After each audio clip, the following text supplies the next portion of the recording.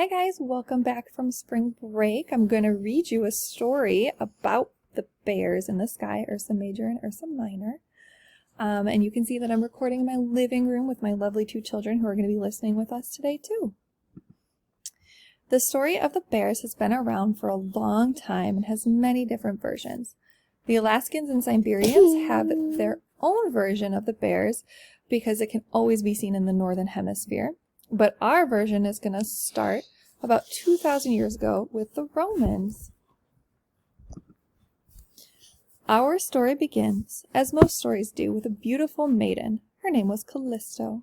She was hunting in the forest, and as she traveled her many miles to find her prey, she grew weary and lay down to rest.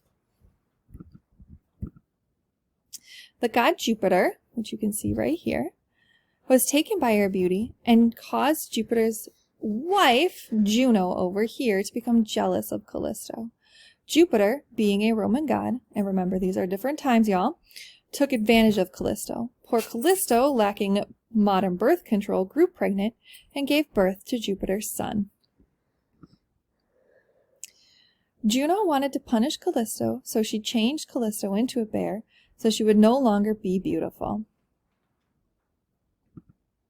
Callisto's son, Arcas, was adopted and grew up to be a hunter as well, just like his mother.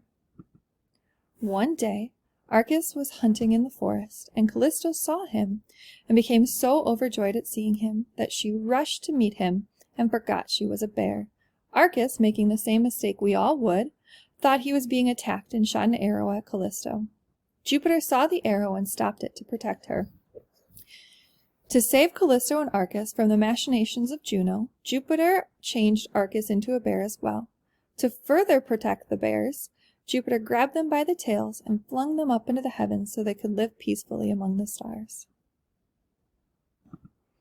Juno, still being a woman scorned, decided to exact further revenge on the poor bears. She went to the god of the sea, which is Neptune, as you can see right here, and forbade the bears from going into the waters and streams.